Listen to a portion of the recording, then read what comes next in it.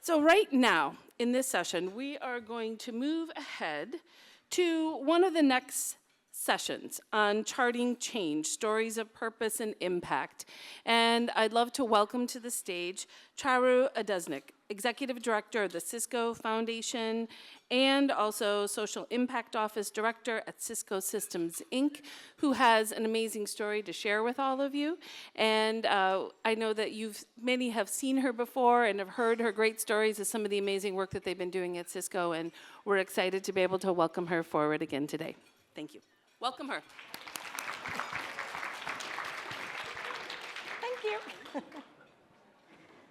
Hey, everyone. I'm so happy to be here, and I'm so happy to see the room is relatively full, which I wasn't sure it would be. I really love that the theme of this year's summit is purpose and persistence. Obviously, everyone here is focused on purpose.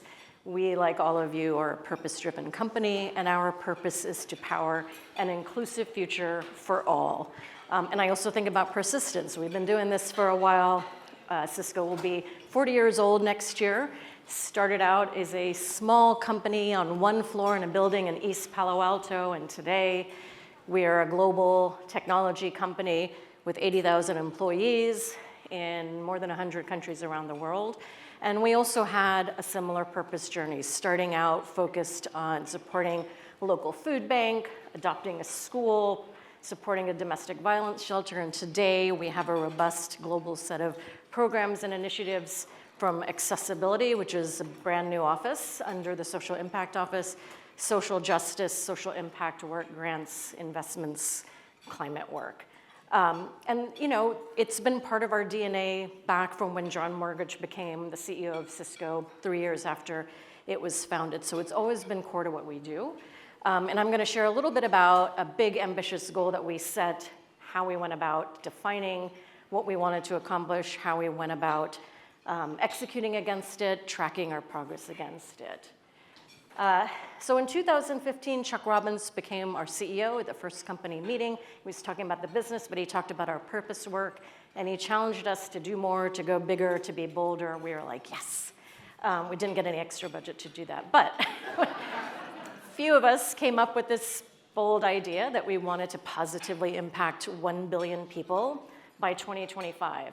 And you know, we always talk here at CECP and other places about reach versus impact and outputs versus outcomes and impact. And I was in the session yesterday, the S in the ESG and the total social investment, and one of the panelists said, I heard there was a company that said that they reached 500 million people. I don't know about that. And I thought, okay, well, I see your 500 million, raise you to 1 billion. But you know, we really did want to focus on impact. We were intentional about impact. We didn't want to, you know, the 1 billion is a big number, but we didn't want it to be 1 billion light touches. And so we defined, you know, what we meant by positive impact. And you know, writ large, it's really about a positive change in a person or community's circumstances, outcomes, behaviors. And then we further define that in the vertical purpose areas in which we engage. So as an example, in our crisis response and critical human needs sector and body of work, if it's something around humanitarian relief, we want to see that the right people are getting aid. We want to see that it's equitable access to aid. They have factual, validated information that's relevant and accessible to them. If it's something supporting smallholder farmers, we want to see that farm yields are increasing, that farmer revenue is increasing, that farmer has the knowledge and the income to take care of themselves and their families. In our education sector work, we want to see that children are learning, that they're developing awareness and interest in their subjects. We want to see that they're engaging. We want to see that they're persisting. We want to see that they're developing proficiency in literacy, math, science, technology, writing.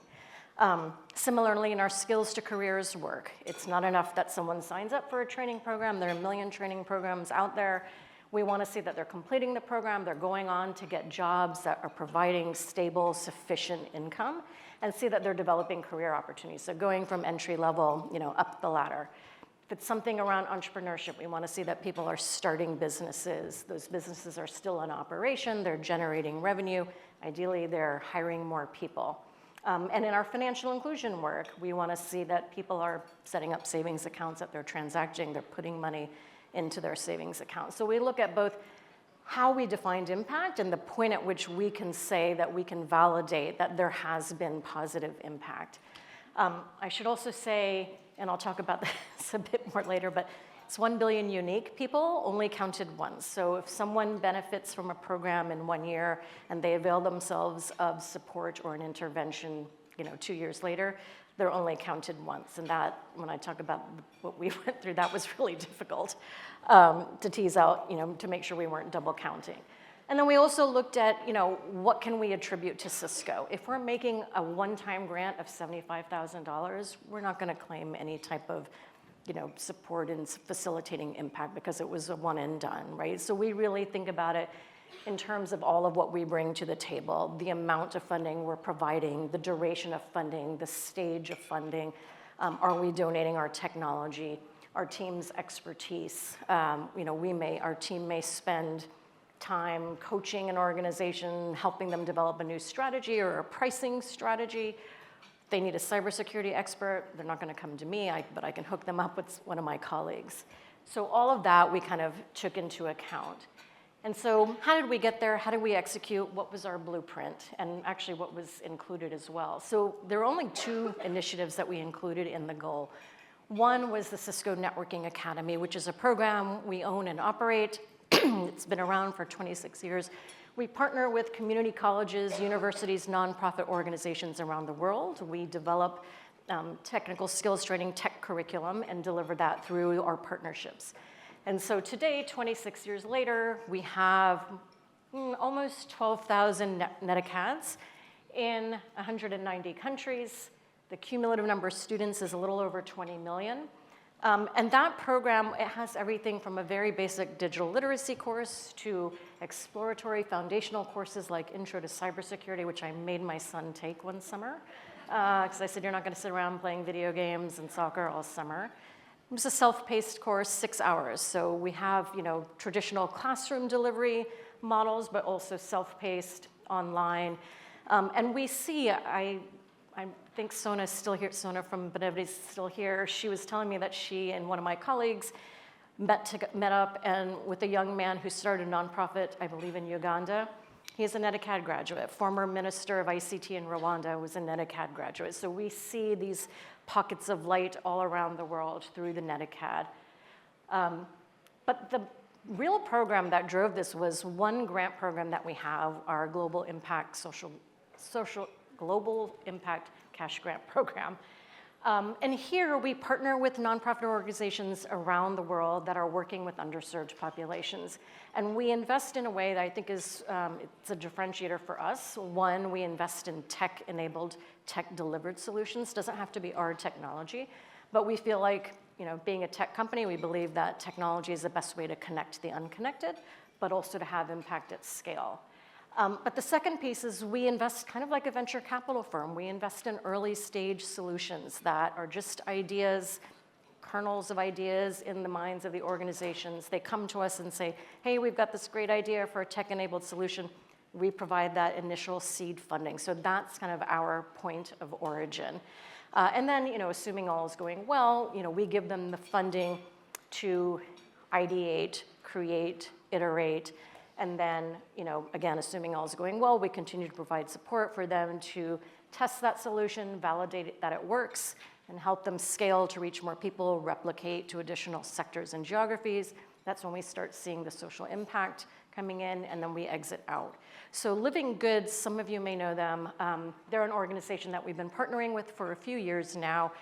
Their mission is to support digitally empowered community health workers who go door to door providing healthcare information, education, services on call. But they didn't start out that way. There was no digital piece when we first started working with them. They were doing their work.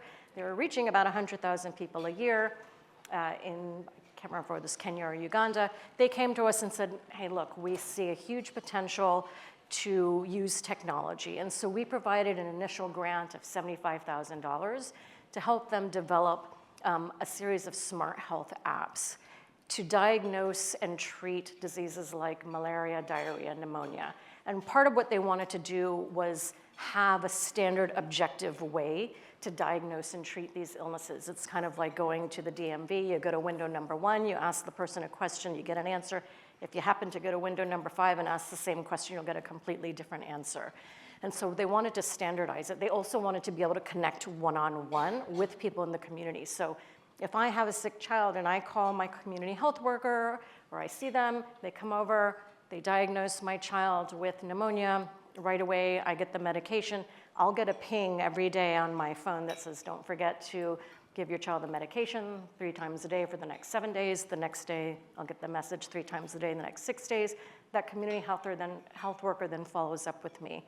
And so we see that one-to-one connection. And the community health workers are people who live in the communities where they're working, so they're trusted people. The other thing that we started seeing was, all this data that they're collecting, real-time validated data. And so what we started seeing after a while was just all sorts of opportunities that came up, doors unlocked.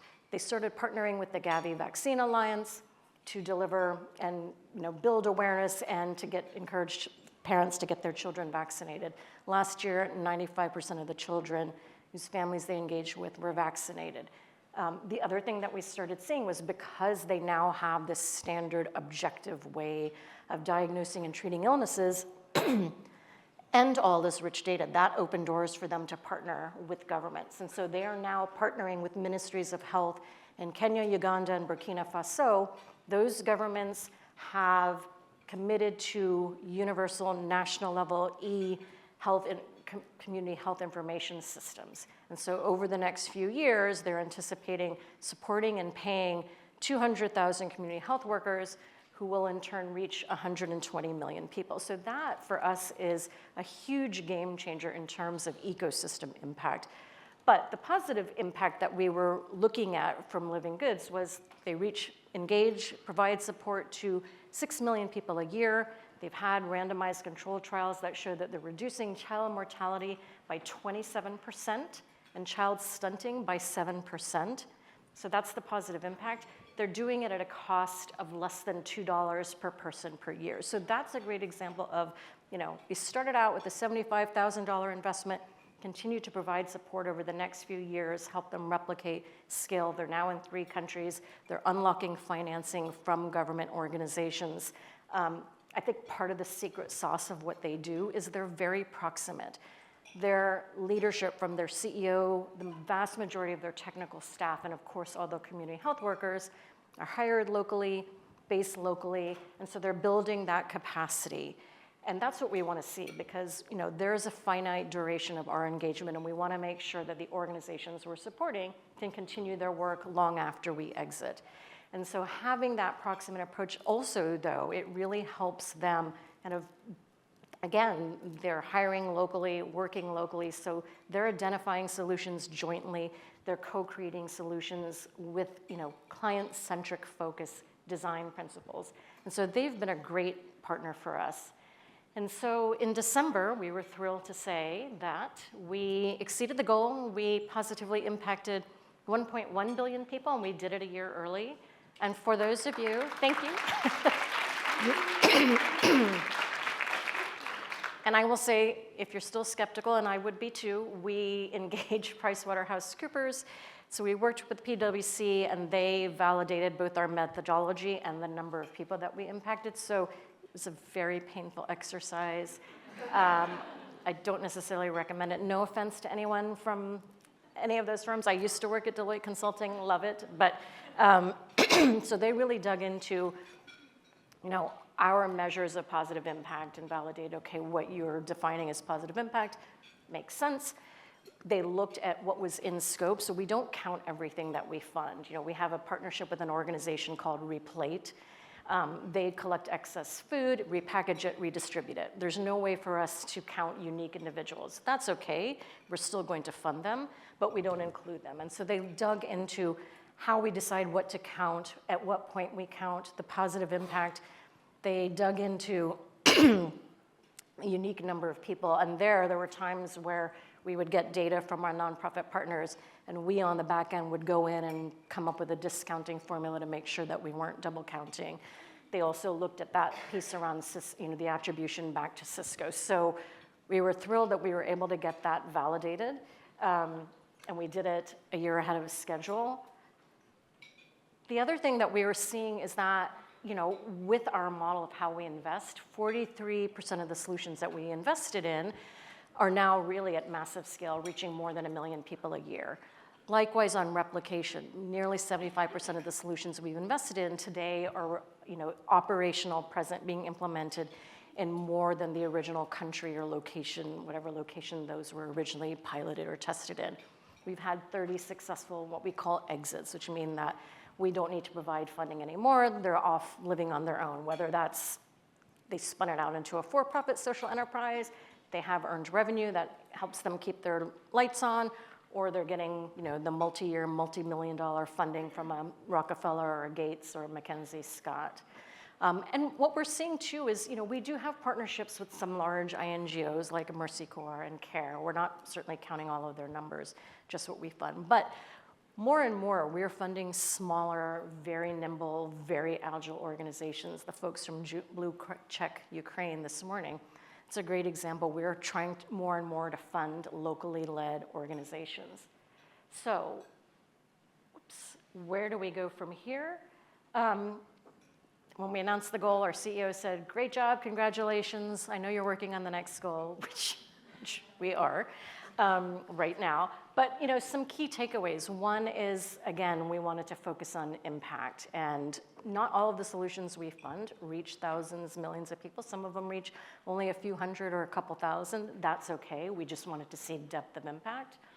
Second, technology. That was really the driver of how we got to the 1 billion. And again, doesn't have to be our technology. And I loved what Tanya from Edelman said earlier. It's the implementation is as important as the innovation. So we're not looking for the shiny new object. We just want to see something that's client-centric, and that works. Focus on the impact evaluation. We know it's expensive, it's time-consuming, so we will fund a line item in a grant to support M&E. We will support them with our own expertise in measurement and evaluation. And then our investment model. Investing early stage is riskier because you're investing in something that hasn't been developed. And it takes a longer time horizon to see your results. We provide patient capital. We see that this model works. And then lastly, partnerships. Certainly partnerships with NGOs. But I also loved what, I'm going to quote Tanya again, saying that businesses need to partner for change. And so that's part of what we're looking at for this next goal. We focus on early stage investing in tech solutions. You all may fund unrestricted or in different geographies or sectors, but we're all funding similar things. So we'd really want to look at partnering more deeply. So you do what you guys do, we're going to do what we do, but would love to do it together. So happy to chat with anyone afterwards, but would love to just think about opportunities for us to partner more closely. And thank you. Oops.